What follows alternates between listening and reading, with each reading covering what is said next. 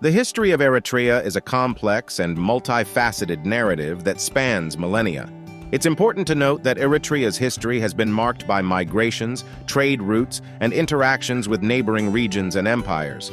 The region's history has been marked by the influences of various empires, colonialism, and a long struggle for independence. These interactions have contributed to the diversity of ethnic groups in the country. Additionally, the struggle for independence and the post-independence era have played a role in shaping the political and cultural landscape of Eritrea.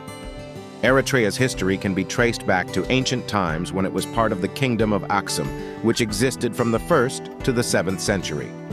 Aksum was a significant trading empire and one of the first states to adopt Christianity as a state religion.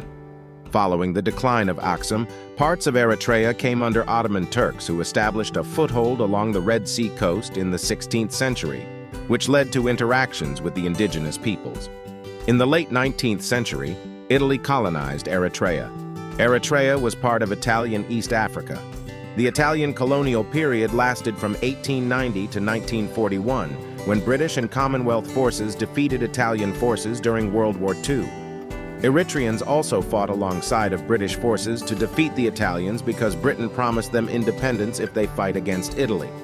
After World War II, the United Kingdom administered Eritrea as a trust territory under the United Nations, with the understanding of eventually giving Eritreans their independence like the other African countries. That promise was never kept by Britain. During this period, there were discussions about Eritrea's future status, which ultimately led to a UN decision to federate Eritrea with Ethiopia in 1952.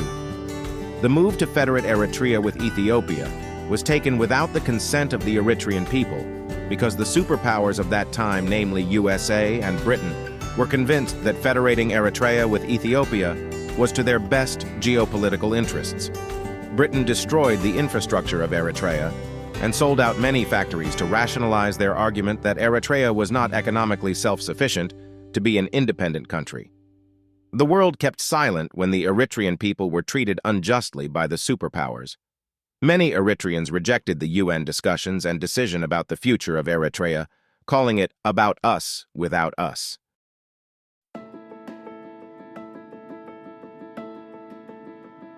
In 1962, Ethiopia dismantled the federal construction and forcefully annexed Eritrea, which led to tensions and the beginning of a long and brutal armed struggle for independence.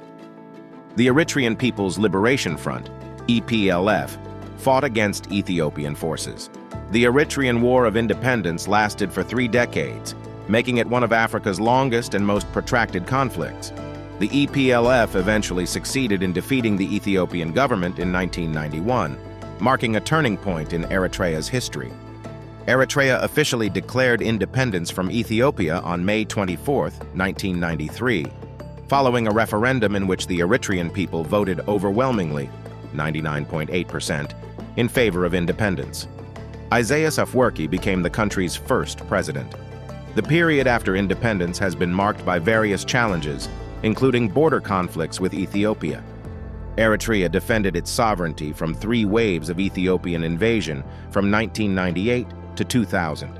Eritrea is a country, unlike many African countries like Ethiopia, known for its policy of self-reliance and self-dependency, making it a foe and a target of hostility of Western powers who see Eritrea a bad example of good example for other submissive African countries. Eritrea's history is a story of resilience, struggle, and determination. It is a nation with a rich cultural heritage of diverse ethnic groups. While the country has faced many challenges, it continues to strive for stability, development, and a better future for its people.